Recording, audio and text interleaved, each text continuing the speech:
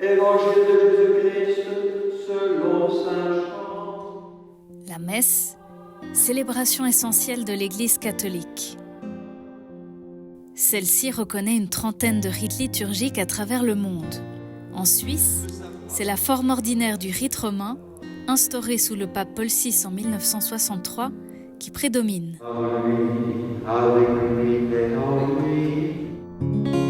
Elle a pris la place de sa forme dite extraordinaire. La messe en latin, comme on l'appelle communément, n'a pas totalement disparu. Dans le diocèse de Lausanne, Genève et Fribourg, elle est célébrée par les prêtres de la Fraternité Saint-Pierre reconnue par Rome. Il y avait aussi ces paroisses qui disaient la messe en forme extraordinaire. Ils m'ont proposé de se joindre à eux pour m'y rendre. Et puis j'ai découvert que ce n'était pas interdit. Je ne me suis pas intéressée dans ce reportage à la Fraternité Saint-Pédis, fondée à Écône. Pour le Vatican, ces sacrements sont valides mais non licites. Au nom du Seigneur qui est lui-même communion. Autour des formes ordinaires et extraordinaires, les modernes et les tradis se regardent souvent en chien de faïence. Curieux pour deux communautés qui appartiennent à la même Église. J'ai découvert que certains fidèles catholiques, pour lesquels il n'y a pas de statistiques, franchissent régulièrement cette frontière imaginaire. Et j'ai voulu aller à leur rencontre.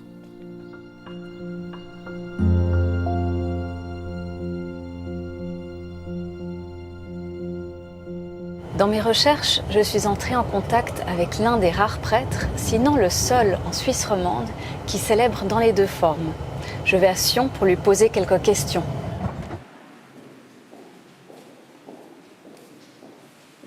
Bonjour, Abbé Martin. Bonjour, madame. Les grandes différences entre le rite extraordinaire et le rite ordinaire, c'est la langue. Quand on entre dans une église avec une messe dans le rite extraordinaire, tout est en latin, les chants, les prières, les lectures, seulement l'homélie est en français, maintenant à Saint-Pierre-de-Glage où je célèbre cette messe. Et puis, la deuxième différence, c'est la position du célébrant.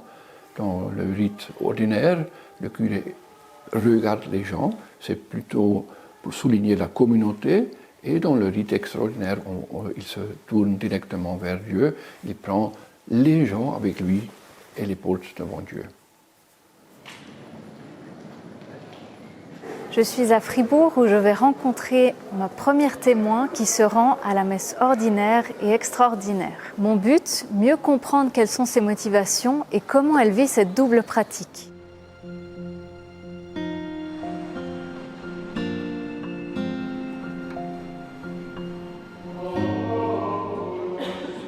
Valentina King a connu la forme extraordinaire à l'âge de 20 ans à travers sa famille. Ça m'a pris 6 messes, je pense, pour que je commence à y aller fréquemment. Au début, je n'aimais pas forcément. Dans la messe Paul VI, je n'ai pas l'habitude d'utiliser un missel. Et je pense que ça demande quand même un petit moment d'adaptation. Enfin, c'est pas très compliqué, hein. Donc, dans le missel, on a la traduction du latin au français. Mais il faut faire ce petit saut.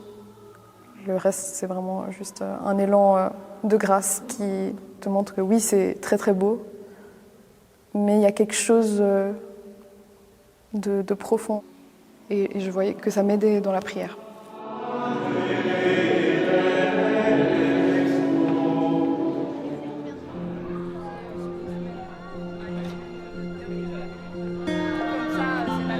C'est un peu inévitable de sentir que parfois on n'est pas d'accord. Les personnes essayent au mieux sûrement de ne pas peut-être trop entrer dans ce genre de débat. Si chacun est un peu ouvert à l'autre, autant pour venir explorer la messe extraordinaire ou ne pas être hyper aigri lorsque tu vois une messe, enfin Paul VI.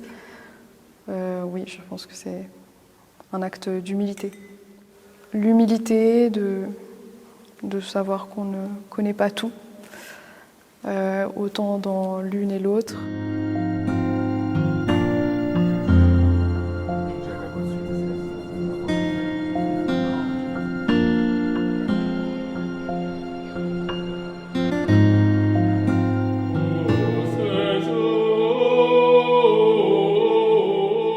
À Genève, tout comme à Fribourg, La Fraternité Saint-Pierre propose le dimanche et en semaine des messes dans la forme extraordinaire.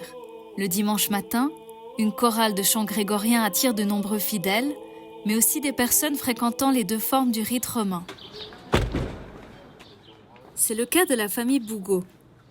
Ses parents de 6 enfants ont découvert la messe en latin il y a 25 ans. Ce qui nous attire vraiment dans cette forme, je crois que c'est la capacité à vivre une union très étroite avec le Christ durant la messe.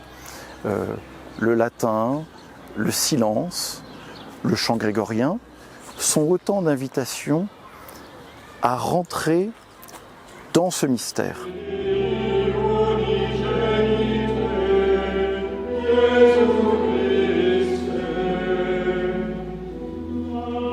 Dans l'organisation familiale, je vais à la messe en semaine dans la forme ordinaire. Et lorsqu'on accompagne nos enfants à la messe à l'école ou chez les scouts, ayant baigné dans la forme ordinaire petite et maintenant allant plus régulièrement dans la forme extraordinaire, l'adaptation est assez facile. Les deux, ça reste la messe et donc il y a toujours Jésus dans l'Eucharistie. Mais je trouve que la forme extraordinaire est vraiment très belle. Les fidèles sont nombreux à côtoyer les deux formes du rite romain et je pense que les amitiés, l'écoute font qu'il n'y a pas de tension. Il en est de même pour les prêtres, notamment ceux qui ont pu célébrer dans les deux formes. C'est parfois différent lorsqu'il s'agit des évêques ou d'une certaine hiérarchie de l'Église qui, pour des raisons peut-être plus idéologiques, donnent l'impression d'entretenir une certaine forme de tension. Heureusement, ce n'est pas le cas dans le diocèse de Fribourg, Genève et Lausanne. En 2021, la publication de la lettre Traditionis Custodes ne l'a pas laissé indifférent. Le pape François y a serré la vis pour les célébrations en latin. Nous avons vu, après la publication du motu proprio de Benoît XVI, vraiment cette paix liturgique s'installer. Et donc le sentiment, lorsque Traditionis Custodes a été publié, c'est que ces ponts étaient brisés et qu'on retombait dans des considérations qui amenaient beaucoup de peine, beaucoup de tristesse et même d'un point de vue pastoral, un sentiment de gâchis.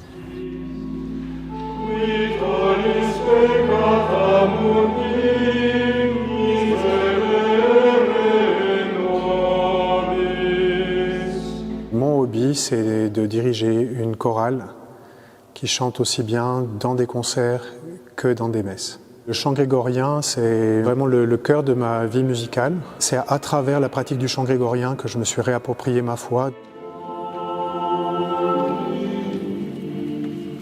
Moi, c'est pas ma préoccupation d'être un pont.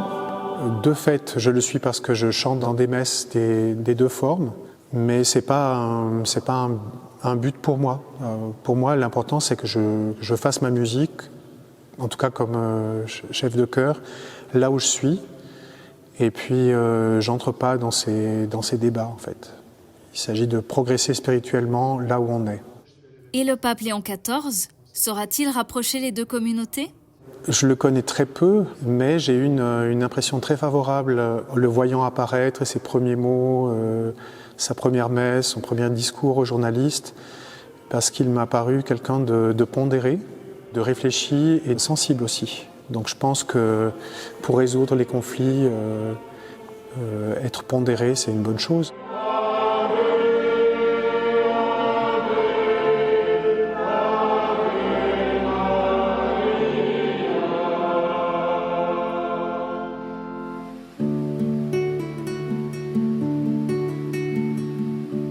Dans le diocèse de Sion, la fraternité Saint-Pierre est absente. Le chanoine martonnais célèbre en latin une fois par mois à l'église de Saint-Pierre de Clage. Il y a beaucoup de monde, il y a presque l'église qui est pleine. Et ce que je peux observer, c'est qu'il y a beaucoup de jeunes familles. Quand le pape Benoît XVI a permis aux gens de célébrer cette messe sans restriction, je ne connaissais pas ce rite. J'étais ordonné en 1988, alors c'était 20 ans après le concile. Alors je suis allé à l'abbaye de Le Barou, près de Avignon, pour apprendre le rite. J'ai pris cette charge pour donner la possibilité aux gens qui veulent ce rite, qui aiment ce rite, pour que les gens ne doivent pas dire « on doit aller à Écône ». On continue avec cette messe pour montrer aux gens ce que le pape François a toujours dit. L'Église est ouverte pour tous, tous, tous, alors aussi pour vous. Ce prêtre diocésain était attristé par la lettre traditionis custodes du pape François. Quand il a dit aussi dans des audiences, ce sont des psychopathes, ces gens qui vont à la messe tridentine, ils aiment seulement les vêtements et tout ça. Ça a blessé beaucoup de gens. Ça, c'est pas juste, c'est pas vrai. Et puis il a dit, on utilise cette messe pour montrer, nous sommes la vraie Église, nous sommes les catholiques et pas vous. Il y avait ces gens sûrement, il y en a aussi encore aujourd'hui, mais je ne pense pas qu'on peut dire, en général, c'est une lutte. Et ça, c'est un symbole de la lutte contre l'Église officielle catholique. Ça, c'est pas juste. Il faut retourner à ce que le pape Benoît a dit. Il y a un rite dans les deux formes. Je pense que ça, c'était la générosité du pape Benoît. Ça, j'aimerais aussi pour un prochain pape dans cette direction.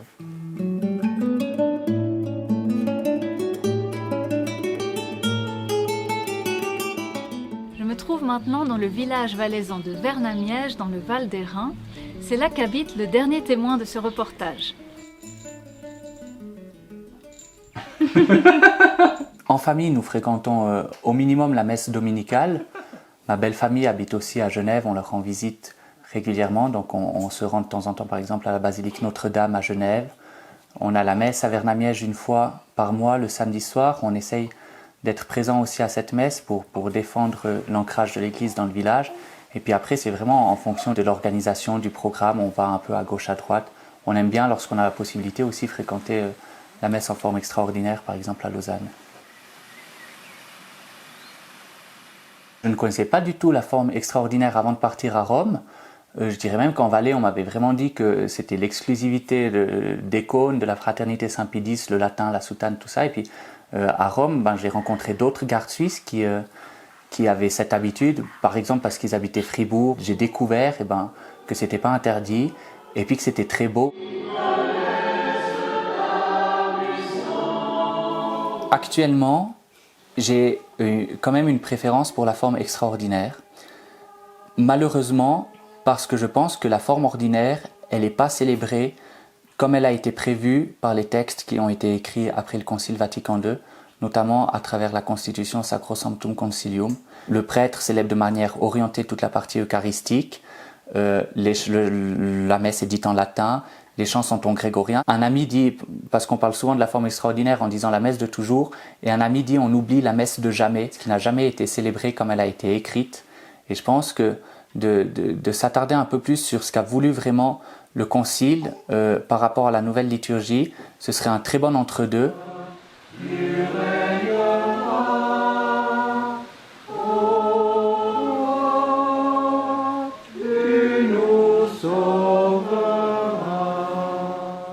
Chacun des deux côtés a une très mauvaise connaissance de l'autre, en fait. Une peur, une critique facile aussi. Après, à mon avis, on ne peut pas tout résumer à la question liturgique. Il y a quand même aussi une manière différente d'enseigner les vérités de l'Église, une manière différente de considérer la figure de prêtre, de considérer l'obéissance filiale à l'Église.